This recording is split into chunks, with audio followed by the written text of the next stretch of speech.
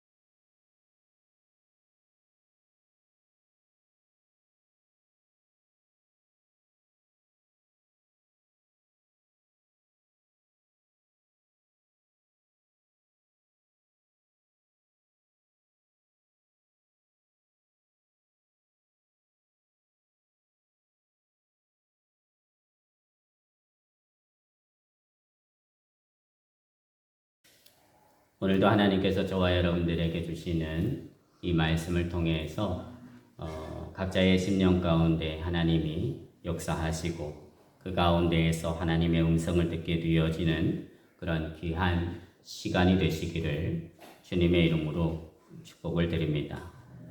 본문의 그 19절을 보게 되어지면 이렇게 말씀하고 있습니다. 사도 바울이 말하는 것이죠. 혹 내가 내게 말하기를 그러면 하나님이 어찌하여 허물하시느냐 누가 그 뜻을 대적하느냐 하리니 그렇게 시작이 되어집니다. 선뜻 이 문장을 이해하기가 쉽지 않지요. 그래서 세번역 성경으로 제가 다시 한번 읽어드리겠습니다. 그러면 그대는 내게 이렇게 말할 것입니다. 그렇다면 어찌하여 하나님께서는 사람을 책망하시는가? 누가 하나님의 뜻을 거역할 수 있다는 말인가? 라는 말씀이지요. 이 말씀은 온 세상을 향하신 하나님의 그 구원의 역사에 있어서 하나님이 부르시고 선택하시는 그 하나님만의 주권적인 선택이 너무 불공평한 거 아니냐라고 하는 그러한 항변을 담고 있는 말씀이 됩니다.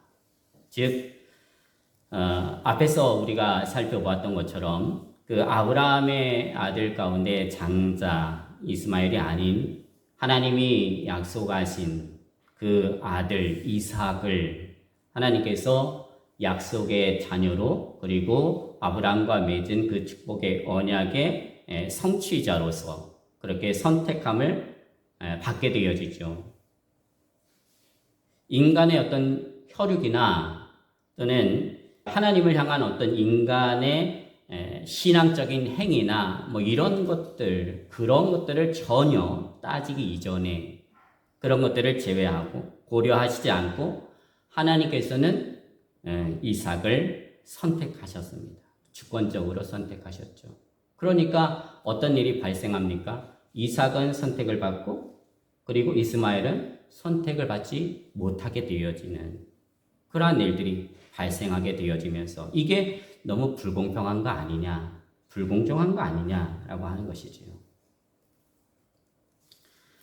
그리고 이삭에게서도 장자 에서와 그 다음에 바로 이어서 나오게 되어지는 야곱 중에 하나님께서는 장자 에서가 아닌 이 야곱을 선택하십니다.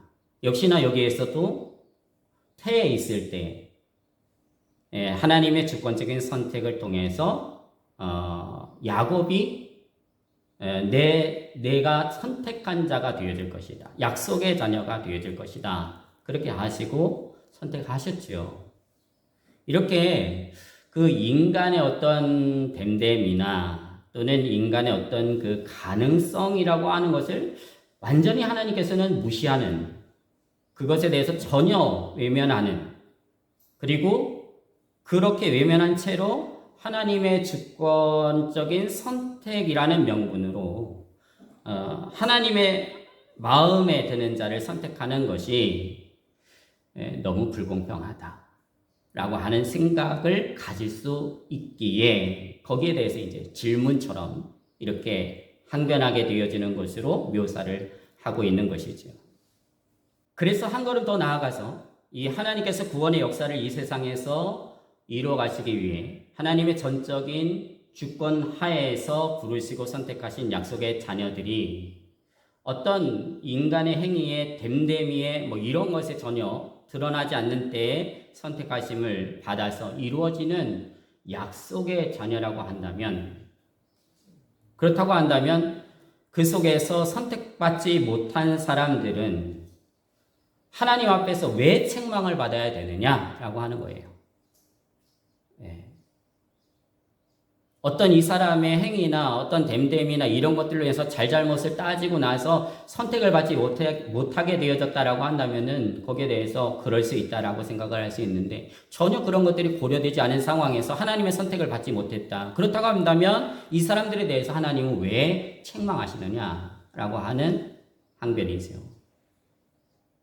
그리고 그렇게 선택되어진 운명이라고 한다면 누가 뭐 의인이든 악인이든 약속의 자녀든 그렇지 못한 사람이든 그 정한 그 예정되어진 그 운명을 거역할 수 있겠느냐라고 하는 항변입니다. 그러므로 하나님의 구원의 역사에 있어서 하나님의 주권적인 그 부르심과 선택에는 인간의 자유의지라는 게 전혀 작동되어지지 않는 것이니 너무 불공정하고 불공평하고 너무 독단적인 선택이 아니냐라고 하는 질문입니다. 여러분 어떻습니까? 일리가 있는 질문이죠? 그 질문에 대해서 답을 이 성경 말씀의 뒤에 보게 되어지면은 우리들이 생각하게 되어진 어떤 그런 답을 사도 바울이 말하지 않습니다. 왜 하나님이 그렇게 선택하셨는지, 어떤 이유에 의해서 어떤 하나님의 뜻에 의해서 그렇게 선택하셨는지 여기에 대한 답을 하고 있지 않습니다. 그럼 어떻게 답을 하느냐 하면 사도 바울이 20절에서 21절에 말씀하지요. 자, 20절과 21절에 있는 말씀을 함께 읽겠습니다. 시작. 이 사람아 내가 누구이기에 감히 하나님께 반문하느냐. 지음을 받은 물건이 지은 자에게 어찌 나를 이같이 만들었느냐 말하겠느냐. 토기장이가 진흙 한 덩이로 하나는 귀 쓸 것을 하나는 천이 쓸 그릇을 만들 권한이 없느냐. 그렇게 답을 합니다. 자, 토기장이는 여러분 이 토기를 가지고 물건을 만드는 사람 아닙니까? 그렇죠? 진흙을 가지고서. 토기장이가 그 똑같은 진흙이지만 그 진흙을 가지고서 자신이 원하는 그릇을 만들 권한이 있습니다. 그렇죠? 자기 마음대로입니다. 자기가 원하는 대로 만드는 것이죠. 그런 목적을 가지고서 만들다가 혹여나 마음에 들지 않으면 인정사정 없이 다 깨뜨려 버리잖아요. 마음에 들지 않는 거죠. 그리고 다시 만들죠.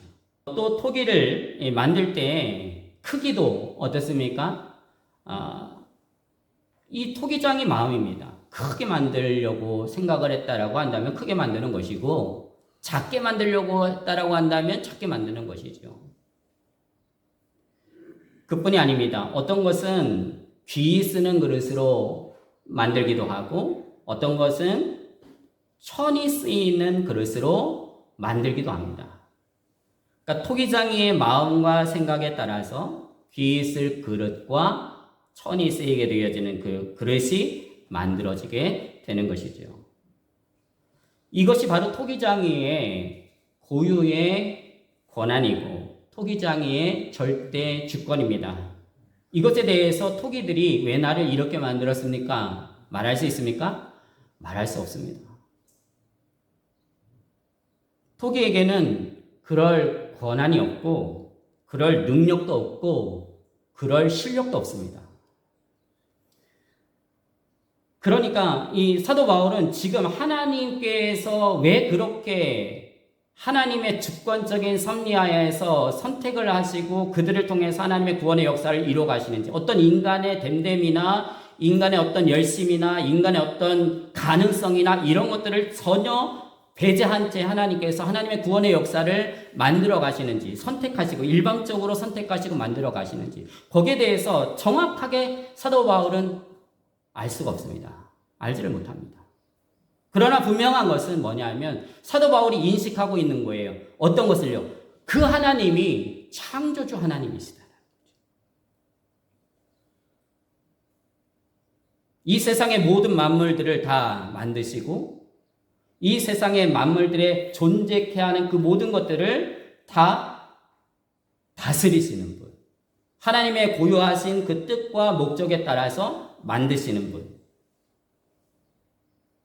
그래서 하나님은 온 세상의 만물의 창조자가 되시고 통치자가 되시고 주권자가 되시기 때문에 온 세상을 향한 하나님의 그 구원의 역사 속에서 하나님의 부르심과 선택하심은 전적으로 인간의 영역이 아닌 하나님의 권한이라는 것이죠. 절대 권한이라는 것입니다. 이것을 사도 바울은 지금 인식하고 있는 것입니다. 그리고 한 발 더 나아가서 22절과 23절의 말씀을 보게 되어지면요, 가정법을 통해서 하나님의 구원의 역사에 있어 하나님의 절대 주권을 또 한 번 다시 강조합니다. 자, 22절과 23절에 있는 말씀을 또 한번 읽어보겠습니다. 시작. 만일 하나님이 그의 진노를 보이시고 그의 능력을 알게 하고자 하사 멸하기로 준비된 진노의 그릇을 오래 참으심으로 관용하시고 또한 영광받기로 예비하신 바 긍휼의 그릇에 대하여 그 영광의 풍성함을 알게 하고자 하셨을지라도 무슨 말을 하리요? 이 그릇은 우리니 곧 유대인 중에서뿐 아니라 이방인 중에서도 부르신 자니라. 아멘. 만일 하나님께서 진노하심을 통해서 하나님의 그 능력을 드러내시기 위해서 멸하기로 준비되어진 그 진노의 그릇에 대하여 하나님은 오래 참으심으로 관용하신다 할지라도, 그래서 구원하기를 원하신다 할지라도 우리가 무슨 말을 할 수 있겠느냐라고 하는 것입니다.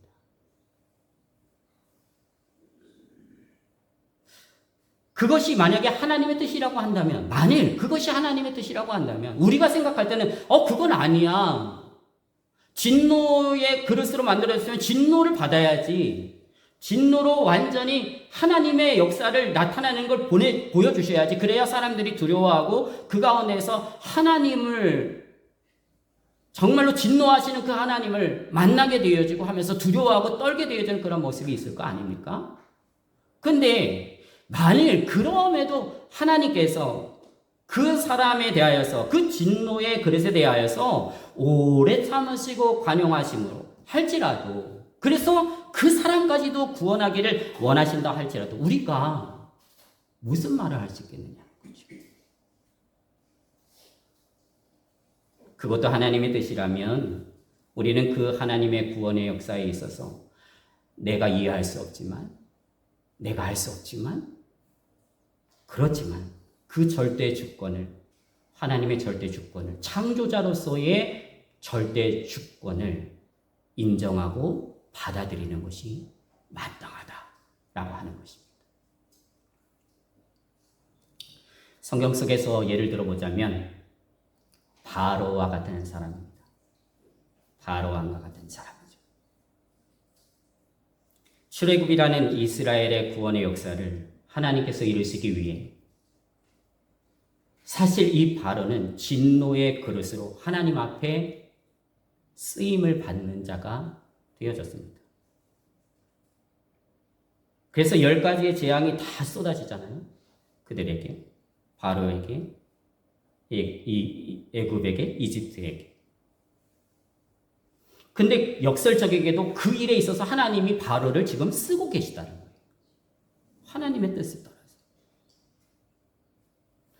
그렇게 10가지의 재앙이 일어나는 동안 바로 왕은 하나님의 구원의 역사를 가로막는 자가 되어지고, 그리고 그 가로막는 것을 반복하게 되어지죠. 그런 의미에서 보자면 이 바로는 분명 멸하기로 준비된 진노의 그릇입니다. 불순종을 행하는 자이죠. 그래서 하나님은 그 하나님의 무서운 진노를 10번씩이나 행하시고요. 그걸 다 받습니다. 그런데 놀랍게도요, 하나님께서 그 10가지의 재앙을 통해서 진노를 쏟아 부으시지만 그 가운데서 바로 왕을 하나님이 죽이시지 않아요. 바로 죽이시지 않습니다. 아니, 하나님의 구원의 역사를 가로막고 있는데 하나님이 그 자리에서 죽이셔야죠. 하나님의 백성을 구하기 위해서라면 그게 가장 빠른 방법 아니겠습니까? 근데 안 죽이신다고요. 멸하실 수 있으시지만 그 능력이 없으신 게 아니거든요, 하나님께서. 그런데 멸하시지 않습니다. 즉 심판하시지 않습니다. 그리고 그러한 과정을 통해서 이 10번의 재앙을 통해서 바로 왕은 보지요. 무엇을? 하나님은 살아계신 분이시구나. 하나님은 이스라엘을 구원하시는 전능한 하나님이시구나 라고 하는 것을 보게 되어지죠. 하나님은 생명을 능히 살리시기도 하시지만 죽이실 수 있는 권한을 가지고 계신, 능력을 행하시는 분이시구나 라고 하는 것을 보게 되어집니다. 그러면서 생명의 주관자가 되시는 분, 심판주가 되시는 하나님, 그 하나님을 이 10번의 재앙 가운데에서 바로는 만나게 되어지는 거예요. 비록 진노의 그릇으로 하나님 앞에서 택함을 받게 되어졌지만 하나님께서는 어떤 이유에서인지 모르겠으나 그 바로를 그 자리에서 죽이지 아니하시고 계속해서 끌고 가신다는 거죠.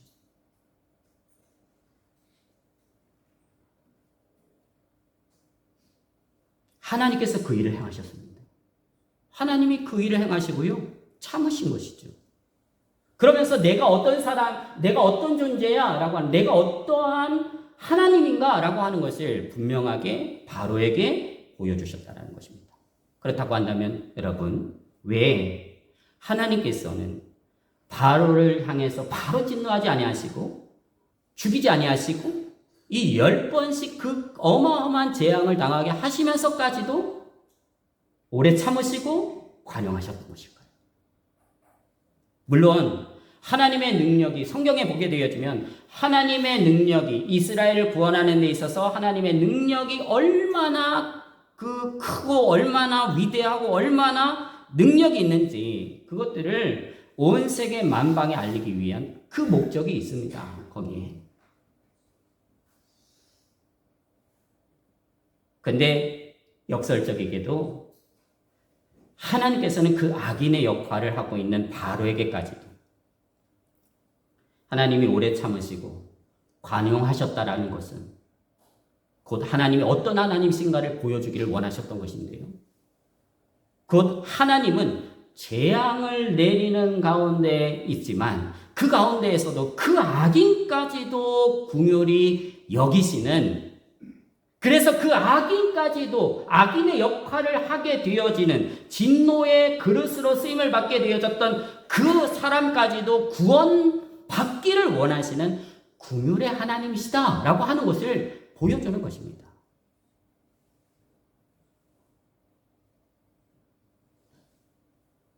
참으로 이해하기 어려운 부분이지요.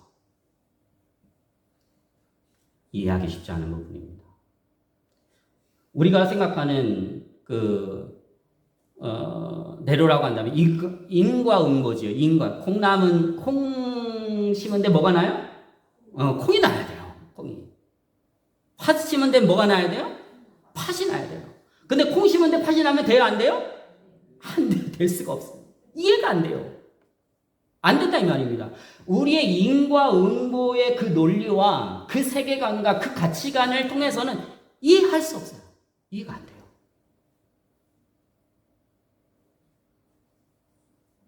도저히 이해할 수 없는 하나님의 궁율하심입니다. 권선징악이라는 그 관점에서 볼 때 하나님의 진노와 하나님의 궁율은 같이 있을 수가 없어요. 근데 이게 지금 상충하고 있는 거예요. 서로 충돌하고 있다는 이 말입니다. 하나님의 진노가 있는데도 그 속에서 하나님의 궁율이 나타나고 있다는 거예요.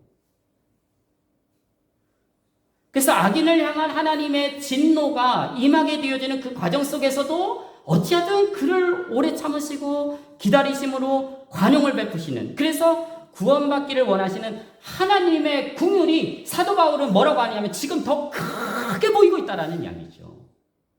그걸 지금 느끼고 있는 거예요.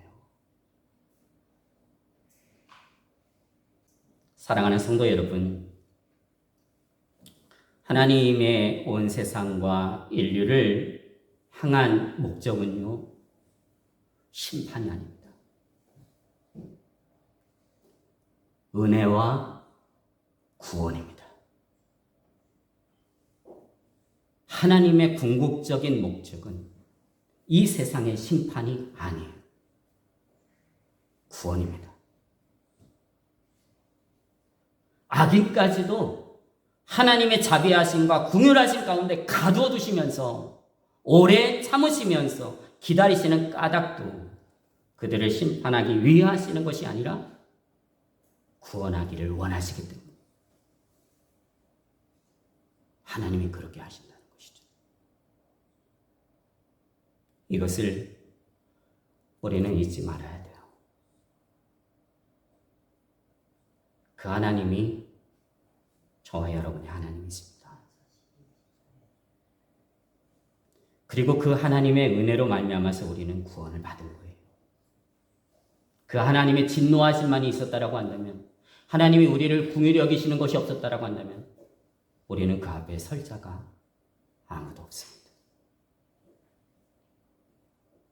그러므로 그 구원받은 자로서, 하나님의 긍휼을 입은 자로서 하나님의 자녀가 되어졌다라고 하는 것, 그 약속의 자녀에 내가 서게 되어졌다라고 하는 것을 우리가 진실로 감사해야 하는 것이죠. 그리고 그 은혜를 가지고 사는 겁니다. 그 은혜를 가지고 사는 거예요. 믿음 생활하는 거예요. 교회 생활하는 거예요. 가정 생활하는 거예요. 이 하나님의 긍휼, 이 하나님의 자비가 이제는요, 예수 그리스도 안에서 이스라엘이라고 하는 그 민족을 넘어서서 이방인들에게까지 확대가 되어집니다. 그것을 증언하는 말씀이 23절과 24절의 말씀입니다. 자, 23절과 24절의 말씀을 한번 읽겠습니다. 시작. 또한 영광받기로 예비하신 바 긍휼의 그릇에 대하여 그 영광의 풍성함을 알게 하고자 하셨을지라도 무슨 말을 하리요? 이 그릇은 우리니 곧 유대인 중에서뿐 아니라 이방인 중에서도 부르신 자니라. 아멘. 자, 영광받기로 예비하신 바 긍휼의 그릇에 대하여 그 영광의 풍성함을 알게 하셨을지라도 우리가 무슨 말을 할 수 있겠느냐? 하나님의 주권이십니다. 라는 말이죠. 하나님의 구원의 역사에 있어서 여러분 구약시대에 이스라엘이 아브라함을 통해서 계속해서 이어져 가면서 그 이스라엘이라고 하는 민족이 그 축복 안에 거하게 되어지고 그 언약 가운데 선택감을 받게 되어졌지만 그 구약시대에는 이방인들은 아니었습니다. 하나님의 뜻과 섭리가 거기에 없었습니다. 그러나 이제는 예수 그리스도 안에서 예수 그리스도 안에서 하나님의 절대 주권을 통한 구원의 역사는 새롭게 다시 선택하심으로 확대되어진다라고 하는 것이죠. 혈육이나 혈통의 근거에서가 아니라 이스라엘이라는 민족을 통해서가 아니라 그 혈통에 의해서가 아니라 하나님의 택하심을 받은 유대인들 그리고 전에는 전혀 하나님과 상관없는 삶을 살았던 이방인들까지도 이제 하나님께서 선택하신다는 거죠. 그리고 그들을 통해서 하나님의 구원의 역사를 이루어 가시겠다라고 하시는 것입니다. 그리고 그 궁유를 입은 그릇의 영광은 이전에 구약시대에 누렸던 어떤 그런 영광과는 비교할 수 없다. 그렇게 말하죠. 예수 그리스도 안에서 그 영광을 다 누리게 되어지는 것 아니겠습니까? 그러니까 비교할 수 없죠. 예수 그리스도 안에서 그 풍성함을 누리게 되어지는 그 약속을 받은 자로서의 삶을 살게 되어지는 것입니다. 그러니 여러분, 율법에 매여서 여전히 예수를 그리스도라고 고백하지 못하고 거부하는 그 육신적 혈통의 이스라엘은 이 은혜에서 지금 어떻게 되어진 것입니까? 소외되어진 것이죠.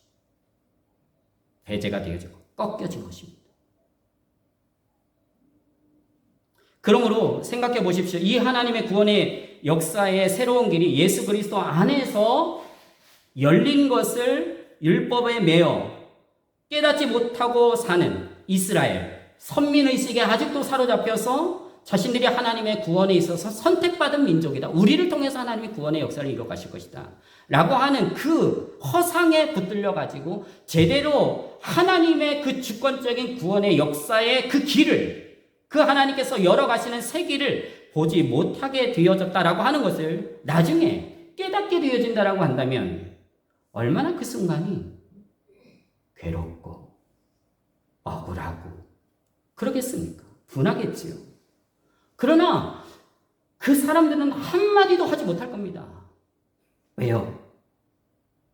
그들의 삶 가운데에서 하나님의 그 구원의 역사의 절대 주권을 그들 스스로가 외면했잖아요. 그래서 예수를 십자가에 못 박아 죽인 것 아닙니까? 부인했잖아요. 거부했지요. 이제 25절에서 29절에 있는 말씀을 함께 읽습니다. 시작. 호세아의 글에도 이르기를 내가 내 백성 아닌 자를 내 백성이라 사랑하지 아니한 자를 사랑한 자라 부르리라. 너희는 내 백성이 아니라 한 그곳에서 그들이 살아계신 하나님의 아들이라 일컬음을 받으리라 함과 같으니라. 또 이사야가 이스라엘에 관하여 외치되 이스라엘 자손의 수가 비록 바다의 모래와 같을지라도 남은 자만 구원을 받으리니 주께서 땅 위에서 그 말씀을 이루고 속히 시행하시리라 하셨느니라. 또한 이사야가 미리 말한 바 만일 만군의 주께서 우리에게 씨를 남겨두지 아니하셨더라면 우리가 소돔과 같이 되고 고모라와 같았으리로다 함과 같으니라. 여러분, 이 말씀은 구약에 있는 말씀이죠. 다시 말하면 이 말씀을 통해서 하나님은 이미 구원의 역사를 어떻게 이루어 가실 것인가라고 하는 것에 대해서 가르쳐 주셨다는 말이에요. 깨닫게 해주셨다는 말이죠. 그런데 이스라엘 백성들은요, 전혀 알지 못했다는 거죠. 자신들만이 구원받은 자로서 선택받았고 하나님 앞에서 그렇게 선택받은 민족으로 살고 있다는 선민의식 때문에 감겨진 거죠. 이 말씀이 이해되어지지 않은 것이죠. 받아들여지지 않은 것입니다.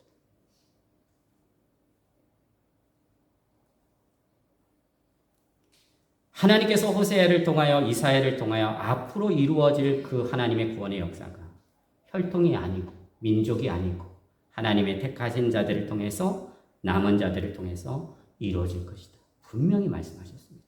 그리고 이 말씀은 이루어지죠. 성취되어지죠. 누구 안에서? 예수 그리스도 안에서. 예수 그리스도 안에서.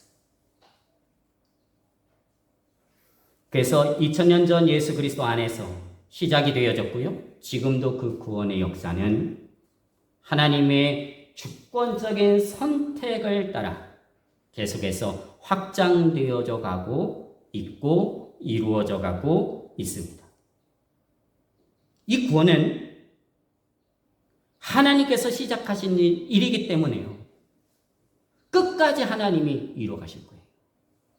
끝까지 하나님이 책임져 가시면서 그 구원의 역사를 완성해 가실 것입니다. 우리는 그 하나님의 주권적인 부르심과 선택이라는 은총 아래에서 구원함을 받고 하나님의 자녀로, 하나님의 백성으로 이 땅에 살고 있다라고 하는 것. 예수 그리스도 그분으로 말미암아서 그 은혜를 누리고 살고 있다라고 하는 것을 늘 잊지 말아야 할 것입니다. 그러니 그 은혜 받은 자답게 살아야죠. 그 은혜를 누리는 사람으로, 하나님 앞에 구원함을 받은 사람으로 내 삶에 풍성한 하나님이 원하시는 열매들을 맺어가는데 우리는 열심을 내야 됩니다. 달려가야 돼요. 최선을 다해야 합니다. 왜요? 하나님께서 그걸 원하시기 때문에. 하나님. 그래서 구원하셨거든요. 오늘 이 말씀이 저와 여러분에게 복음이 되어서 하나님의 구원받은 자녀답게 하나님께서 내게 맺어주시는 그 열매를 내가 맺기를 원합니다. 언제나 하나님 안에 거하는 자가 되기를 원하고 예수님 안에 거하는 자가 되기를 원하며 성령 하나님의 인도하심 가운데 사는 자가 되기를 원합니다. 그 안에서 생각하기를 원하고 그 안에서 말하기를 원하고 그 안에서 열매 맺기를 원합니다. 하나님 인도하여 주옵소서. 이 삶을 살아가는 저와 여러분이 되어줄 수 있기를 주님의 이름으로 축복을 드립니다.